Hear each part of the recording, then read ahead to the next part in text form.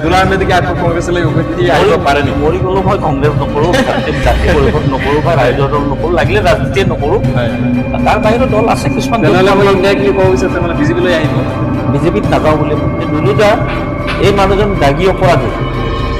আৰু এই মানুহজনে ইণ্টাৰনেটৰ পৰা সুন্দৰী যুৱতীৰ ফটো লৈ বহুতক ব্লেকমেইল কৰিছে, বহুতক টকা ডিমাণ্ড কৰিছে, বহুত টকা সংগ্ৰহ কৰি আছে। মই কৈ থকা নাই, তেখেতৰ পত্নীয়ে কৈছে তেওঁ মোৰ ছোৱালীক চিনি নাপায়। মোক দুখ কিয় দি আছে মই বুজি পোৱা নাই। মই পাইছোঁ 10,000 ভোট, তোমালোকে হাৰিছা 2.5 লাখ ভোটত। তাতে মোৰ ভুলটো ক'ত আহিছে? দুলু আহমেদ মুখ্যমন্ত্ৰীৰ কেণ্ডিডেট, বিজেপিক সহায় কৰিব খেলিছে। কোনোবাই কয় 10 কোটি, কোনোবাই কয় 6। নিৰ্দলীয় হৈ কেনে তেওঁ প্ৰাৰ্থিত্ব আগবঢ়ালে। এইটো মানে নিশ্চয় বেকগ্ৰাউণ্ডত কিবা আছে নেকি বাৰু? একদম খোলা থাকিব। নমস্কাৰ, দ্য ৰিয়েল ফেক্টৰলৈ সকলোকে স্বাগতম জনাইছোঁ। তো আমাৰ এক অনুষ্ঠান আছে, সেইটো হৈছে জনতাৰ প্ৰশ্ন। তো জনতাৰ প্ৰশ্নৰ কাৰণে আমি আজি আহিছোঁ আমাৰ ওচৰত বহি থকা সন্মানীয় দুলু আহমেদ ডাঙৰীয়া। দাদাক আমাৰ অনুষ্ঠানলৈ স্বাগতম জনাইছোঁ। তে আমি কিছুমান প্ৰশ্ন যুগুত কৰিছোঁ আৰু দেখিবলৈ পাইছোঁ যে যিবোৰ প্ৰশ্ন নেকি আমি ছ'চিয়েল মিডিয়াৰ পৰা বেছিভাগ কালেক্ট কৰা হৈছে। তো সেই প্ৰশ্নকেইটা আমি হয়তো দাদাক কৰিবলৈ যত্ন কৰিম। তো আপোনালোকে ভিডিঅ'টো হয়তো স্কিপ নকৰিব, সম্পূৰ্ণভাৱে চাব বুলি আশা থাকিলে।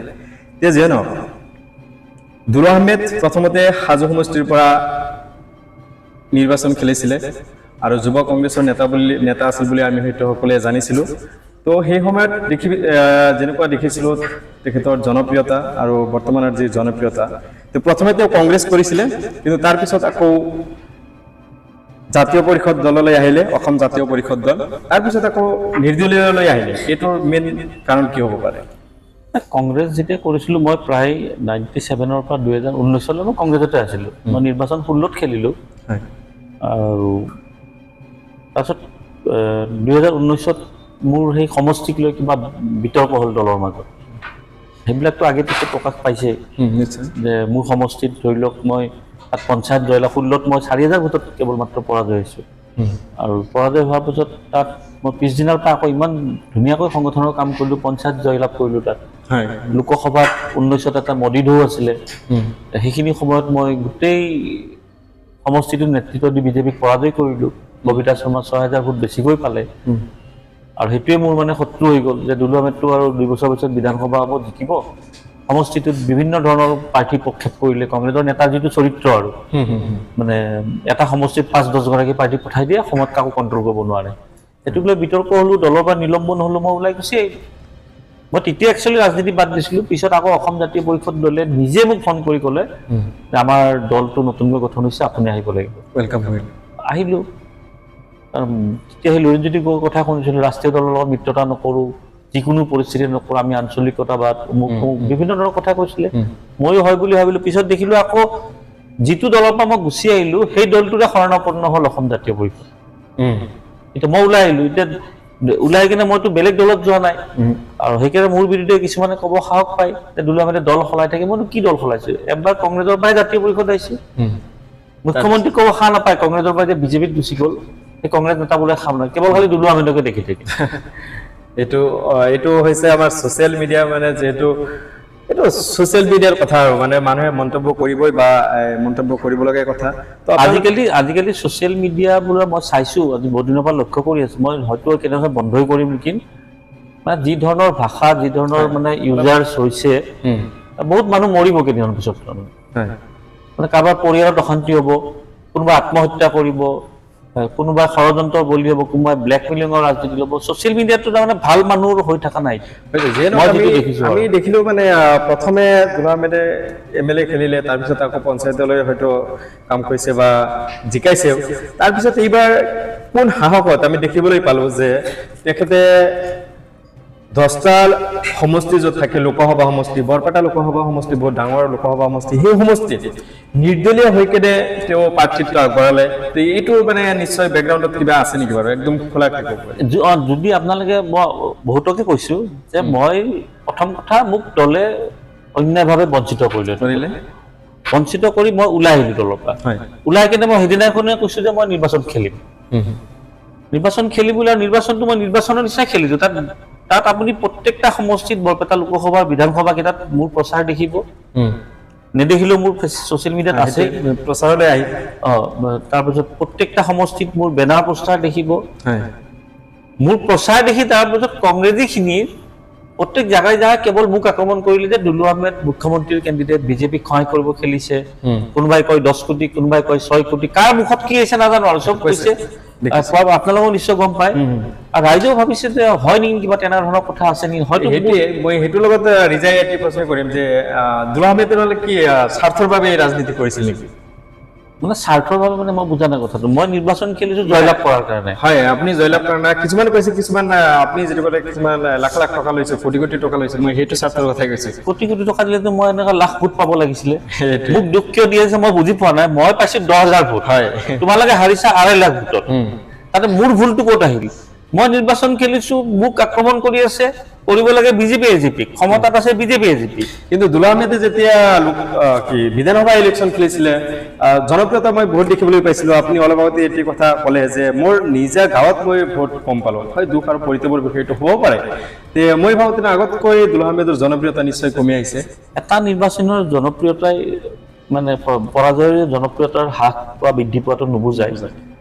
বহুতৰ উদাহৰণো আছে। কোনোবাই কয় আমেৰিকাৰ ৰাষ্ট্ৰপতিৰ কথা 17 বাৰ হাৰি বোলে জয়লাভ কৰিছে। কোনোবাই এগৰাকী কেন্দ্ৰীয় মন্ত্ৰী, তেওঁ নিৰ্দলীয়ভাৱে 16,000 ভোট পাইছে। আৰু কিছুমান ধৰি লওক মৃত ব্যক্তি আছে, মই নাম নকওঁ, ধৰি লওক বহুত গণ্যমান্য নিৰ্বাচন খেলি পৰাজয় হৈছে। এইবিলাক নিৰ্বাচন এটা নিৰ্বাচনৰ ফলাফলে যিকোনো এগৰাকী ৰাজনীতিকৰ ভৱিষ্যত নিৰ্ধাৰণ নকৰে। অলপ বহুত দুখ লাগিছে কি যে যিটো সময়ত মই 10টা সমষ্টিৰ 9টা বাদে দিলো, হাজোততো মই বিধানসভা খেলিব নোৱাৰো, সেই হাজো সমষ্টিততো মই প্ৰতিটো কাৰ্যসূচী কৰিব লাগিব, তাততো মই কিন্তু বিধানসভা খেলিব নোৱাৰো, সেইটো SCৰ বাবে ৰিজাৰ্ভ হৈছে। মই মোৰ সভাবিলাকত মই প্ৰত্যেক মানুহক এটা কথাই কৈছিলো যে ৰাহুল গান্ধীয়ে প্ৰধানমন্ত্ৰী হয় নে নৰেন্দ্ৰ মোদী হয়, আপোনালোকে সেইটো চাই লাভ নাই। আপোনালোকে সমস্যাত কাৰ ওচৰত পাব সেইটো চাওক, আৰু সেইগৰাকী ব্যক্তিয়ে মই হয়। সেইটো ভাষণ নহয়, কিন্তু সেইটো মই কামৰ জৰিয়তেও দেখাইছো। তাৰপিছত যেতিয়া কংগ্ৰেছে প্ৰচাৰ কৰিছে মুখ্যমন্ত্ৰীৰ প্ৰাৰ্থী 6 কোটি 10 কোটি, কাৰ মুখত কি আহিছে কৈছে আৰু হা। গতিকে সেইটোক লৈ মোৰ ক্ষতি হৈছে নোহোৱা নহয়, কিন্তু ক্ষতি এইটো তোমালোকে কি কৰিলা? তোমালোকে জয়লাভ কৰিব নোৱাৰিলা। এটা ইমান ধুনীয়া ৱেব আছিলে, কাষৰ ধুবুৰী সমষ্টি 10 লাখত জয়লাভ কৰিছে, বৰপেটা সমষ্টিত 2.5 লাখত পৰাজয় হৈছে। এতিয়া 2.5 লাখত মোক দুখ দিব নেকি? মোক দুখ দিটো লাভ নাই। তোমালোকে হাৰিছা, মই যেনেকৈ হাৰিছো, মই হাৰ মানি লৈছো, তোমালোকে হাৰ মানি 2.5 লাখ ভোট যদি আপুনি পালেহেঁতেন হয়তো ক'ব পাৰিলে যে আমাৰ ভোট কেইটা দুলু আহমেদে লৈছে। তেতিয়াতো আৰু মোক যাতা ক'লে হয়, তেতিয়া একেবাৰে হয়তো মুখ্যমন্ত্ৰীয়ে ক'লে হয় যে হয় দুলু আহমেদে আমাক সহায় কৰিছে। এইবিলাক থাকেই ৰাজনীতিত। এতিয়া কোনে কি মন্তব্য দিব সেইটোৰ ওপৰত মোৰ ৰাজনীতি নিৰ্ভৰ নকৰে। মই মোৰ ৰাজনীতি মোৰ ষ্টাইলত কৰিম। মই যেনক আমি এতিয়া দেখা পালো জনপ্ৰিয়তা একচুৱেলি আছিলে, আমি ছ'চিয়েল মিডিয়াতো যেনেকুৱা জনপ্ৰিয়তা দেখিবলৈ পালো বা ভাল জনপ্ৰিয়তা আছিলে বা হয়তো এতিয়াও আছে। আমি দেখিছিলো এটা ভিডিঅ' মানে দুলু আহমেদৰ এটি নিৰ্বাচনী গান এটি প্ৰচাৰ হৈছিলে আৰু বহুত ভাইৰেল হৈছিলে। আমি দেখিলো বহুত মিলিয়ন ভিউ হৈছিলে, মিলিয়ন নহয় মিলিয়নতকৈ বেছি ভিউ হৈছিলে। তো সেইটো হাওকত মানে তেতিয়া দুলু আহমেদৰ কেনেকুৱা লাগিছিলে আৰু পৰাজয় হ'ল। তো নিৰ্বাচনী ৰেলীটো আছিলে নমিনেশ্যনৰ দিনা, কিন্তু তাৰ আগেতো মই প্ৰায় 15 দিন যেতিয়াৰ পৰা ইলেকশ্যন ঘোষণা হৈছে আৰু মই টিকেট নাপাম বুলি মোক মুকলিকৈ যেতিয়া মই গম পালো সংবাদ মাধ্যমত, সেই যিটো আপুনি ভিডিঅ'ৰ কথা কৈছে সেইটো নমিনেশ্যনৰ কথা। তাৰ 15 দিন আগৰ পৰাইতো মই প্ৰচাৰ চলি আছো। গতিকে সেই 15 দিন আগৰ পৰা প্ৰচাৰ হ'ল, 15 দিন পাছৰ ভিডিঅ' এটা, এইটো প্ৰচাৰৰ সময়ত অহা ভিডিঅ'। এইটো ধৰি লওক চালে বুলি যদি মই যদি চালো হয় যে অনুভৱ কেনেকুৱা আছিলে, মই সেইটোৱে নাই মই সেইটোক লৈ অনুভৱ কিয় কৰা নাছিলো। তাৰমানে যদি ছ'চিয়েল মিডিয়াৰ ভিউজৰ ওপৰত যদি নিৰ্বাচন খেলা যায়, তেতিয়াহ'লে মই সমষ্টিত নগৈ মই সদায় ভিউজ বঢ়াই থাকিলো। ইয়াতে সাধাৰণ কথাটো ভিউজ বঢ়াবই লাগে। আজি আপোনালোকক মাতিলো যে মোক খাই তোমালোকে ভিউজ কৰি দিয়াচোন, এইটো এনেকুৱাতো ফোনত ঘৰৰ পৰা চলি থাকিলে হয়। এই ৰ'দ বৰষুণ গৰমত তাত টকা খৰচ কৰি কি দৰকাৰ আছে? এইটো এটা ধৰি লওক মানুহে চাইছেতো, প্ৰায় 22 লাখ মানুহে চাইছে। 22 লাখ মানুহতো চিনি পাইছে দুলু আহমেদ কোন হয়। ভোট নাই দিয়া বেলেগ কথা। কিছুমানে কৈ আছে যে ফিল্ডত নাথাকি ৰাইজৰ ঘৰে ঘৰে নাযায়, যে দুলু আহমেদৰ খালি ছ'চিয়েল মিডিয়াত প্ৰচাৰ বেছি হৈছে। এইটো আৰু কোনো বিশ্বাস নকৰিব ক'লে। মই বহুত কাৰ্যসূচী কৰিছো ছ'চিয়েল মিডিয়া। এতিয়া মই ক'লো দিয়া কেইদিনমান পিছত ছ'চিয়েল মিডিয়া মই হয়তো বন্ধই কৰিম, কাৰণ ছ'চিয়েল মিডিয়া দি হয়তো কাৰোবাৰ ঘৰ ধ্বংস হ'ব, নাইবা কোনোবাই আত্মহত্যা কৰিব, নাইবা কোনোবাই ব্লেকমেইলিঙৰ ষড়যন্ত্ৰ হ'ব। একাংশ সস্তীয়া যিসকলৰ কাম বন নাই, কেৱল ছচিয়েল মিডিয়াটো ঘৰত লৈ মোবাইলত ফট কৰি কিবা এটা লিখি দিয়ে আজি এটা গোচৰ ৰজু আপোনালোকে নিশ্চয় দেখিছে এটা দলৰ এগৰাকী শীৰ্ষ বাবদ আছে তেওঁ যুৱ নেতৃত্ব অসম জাতীয় লুৰিণজ্যোতি গগৈৰ নেতৃত্বাধীন অসম জাতীয় পৰিষদৰ কথা কৈছিল এগৰাকী বেংগলী ছবিৰ অভিনেত্ৰী অৰুণিমা ঘোষ বুলি তেওঁৰ ফটোখন প্ৰফাইলত লগাই মোবাইল নম্বৰ আকৌ সেই যুৱ নেতাগৰাকীৰ ইফতিকাৰ হুছেইন বুলি জিমেইলটো তেওঁৰে সদায় মোক সমালোচনা কৰি থাকে বেয়া বেয়া ফটো আপলোড কৰে মই কোন হয় এইটো আৰু সদায় লুৰিণজ্যোতি গগৈৰ পোষ্টবিলাক শ্বেয়াৰ কৰে আৰু জাতীয় পৰিষদ দলত শ্বেয়াৰ কৰে মইতো দলত আছিলে এই যুৱতীগৰাকী মই দেখা নাই কেতিয়াও তাৰমানে নিশ্চয় সমৰ্থক মই সুধিলো গোটেইখিনি জাতীয় পৰিষদতো মোৰো মানুহ আছে নিশ্চয় থাকিব এইবিলাক আছে এইবিলাক মানুহ দল এৰিব সময়ত গম পাব মই প্ৰত্যেক সুধিছে এগৰাকী যুৱতী কোন হয় আমি কোনো চিনি নাপাওঁ মই লগালগ মোৰ নিজৰ এৰিত মই ইনকুৱাৰী কৰি গম পালো এইটো ফলছ একাউণ্ট ইফতিকাৰে চলাইছে মই লগালগ গোচৰ দিলো ডিজিপিক ক'লো ডিজিপি CID-লৈ গোচৰটো দিলে ইয়াৰ পিছত কালি আকৌ সেই অভিনেত্ৰীগৰাকী গম পাইছে মই টুইটাৰ কৰাৰ পিছত অভিনেত্ৰীগৰাকীৰ লগতো মোৰ যোগাযোগ হৈছে কৈছে এখন মোৰ ফটো হয় কোনটো ল'ৰাই ব্যৱহাৰ কৰিছে মই এতিয়া বেংগলত তেওঁৰ বিৰুদ্ধে গোচৰ দিম এতিয়া লুৰিণজ্যোতি গগৈ যে ডাঙৰ ডাঙৰ কথা কৈ থাকে নিজৰ দলৰ জাতীয় যুৱ শক্তিৰ সাধাৰণ সম্পাদক গৰাকী কণ্ট্ৰল কৰক আৰু মই বাৰু মিছা কৈছো লুৰিণজ্যোতি গগৈ ক'ব দুলু আহমেদ মিছা দুলু আহমেদে ভুৱা প্ৰচাৰ কৰিছে সেই যুৱকগৰাকীৰ পত্নী মানে এৰি দিছে ঘৰৰ পৰা ওলাই দিছে সেইটো কাৰ্যকলাপৰ কাৰণে নহয় তেখেতৰ পৰিয়ালৰ কিবা গণ্ডগোল মানে পৰিয়ালটোক ওলাই দিলে এই যুৱ নেতাগৰাকীয়ে এই পত্নীগৰাকী মোৰ কালি মই যিটো নিউজ আপডেট দিলো তাতে কমেন্ট দিছে আৰু নিজাকৈ ফেচবুকত আপলোড কৰিছে ইফতিকাৰৰ প্ৰাক্তন পত্নী যে দুলুদা এই মানুহজন দাগী অপৰাধী আৰু এই মানুহজনে ইন্টাৰনেটৰ পৰা সুন্দৰী যুৱতীৰ ফটো লৈ বহুতক ব্লেকমেইলিং কৰিছে বহুতক টকা ডিমাণ্ড কৰিছে বহুত টকা সংগ্ৰহ কৰি আছে মই কৈ থাকা নাই তেখেতৰ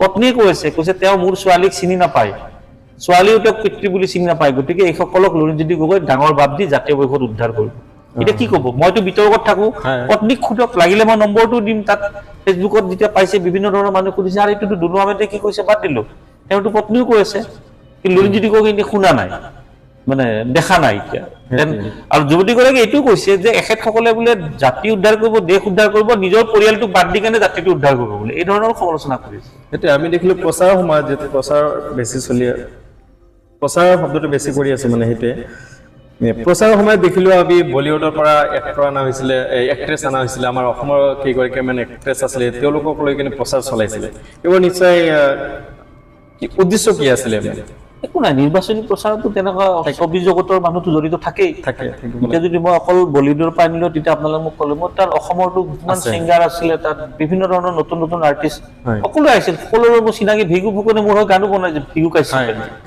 মোৰ গান বনাইছে কাৰণ তেওঁ যেতিয়া তেওঁ নিজে কয় তেওঁৰ ফেচবুক বিলাকত চাবচোন এইবাৰো দিছে যে দুলুদাই মোক প্ৰথম মঞ্চখন দিছিল ভৰুৰ মুখত নিজে সেইবোৰ তাৰমানে কিছুমানে ক'ব বিচাৰে বা কমেণ্টছত দেখাব যে এইবোৰ মাত্ৰ পাব্লিচিটিৰ কাৰণে কোনে কি কৈছে বাদ দি এতিয়া ভিগু ফুকনে যেতিয়া সংগীত জগতত আহে তেখেতৰ প্ৰথম মঞ্চখন পশ্চিম গুৱাহাটীত মই দিছিলো আৰু এইটো তেওঁৰ ফেচবুকত তেওঁ আপলোডো কৰিছে কথাটো দুলুদাই মোক প্ৰথম মঞ্চ দিছে আজি মই অসমৰ জনপ্ৰিয় গায়ক তেওঁ মোৰ প্ৰচাৰত যাব মই কম নি নালাগে ভাই এই ফেচবুক ব্যৱহাৰ কৰাৰ কথা বেয়া পাব খালি জনপ্ৰিয়তাৰ কাৰণে মই কৰা বুলি মই কম নেকি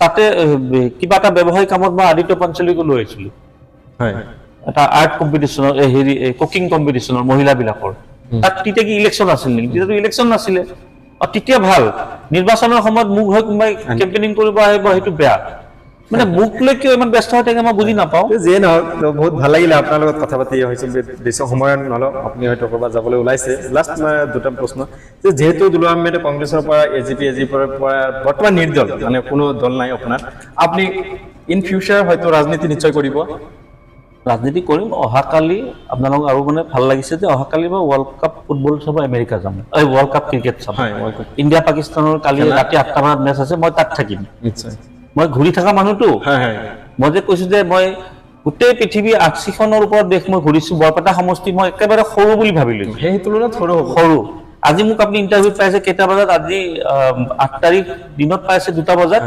কালি আপুনি ৰাতি 8টা বজাত মোক আমেৰিকাত পাব, মই ফটো দিম, তাৰপৰা ফটোবিলাক আপলোড কৰিব, খেলুৱৈবিলাকে ভাল পাব। এই ফেচবুকৰ লগত ধুন্দুৱাবিলাকৰ কথা বাদ দিয়ক, এইবিলাকৰ কথা কোনো নুশুনে। নিশ্চয় বহুত ভাল লাগিব, আমিও চাম বুলি আশা থাকিলে। আৰু তো নেক্সট যেহেতু ৰাজনীতি এৰি নিদিব বা ৰাজনীতিলৈ থাকিব দুলু আহমেদে, নেক্সট দল কোনটো হ'ব পাৰে? আৰু দল এটা হ'ব, কিন্তু এতিয়া সিদ্ধান্ত লোৱা নাই। অলপ বাহিৰত ঘূৰি ফুৰি অলপ মোক শান্তি দিয়কচোন, একমাহ মান মই ধুনীয়াকৈ প্ৰশ্ন হয়তো কৰিবই লাগিব যে আমাৰ মেইন দল ক'ব লাগিব। মই এতিয়া মেইন দল বুলি ক'লে মই এমাহৰ কাৰ্যসূচী, মই প্ৰথমে আমেৰিকা যাম, তাৰপিছত ইউৰোপ যাম, জাৰ্মানী যাম, ইটালী যাম, ইউৰো কাপ চাম, ইণ্ডিয়া পাকিস্তানৰ মেচ চাম, তাৰপিছত মই চাম যে ৰাজনীতিত এতিয়া কোনফালে গ'লে ভাল হয়।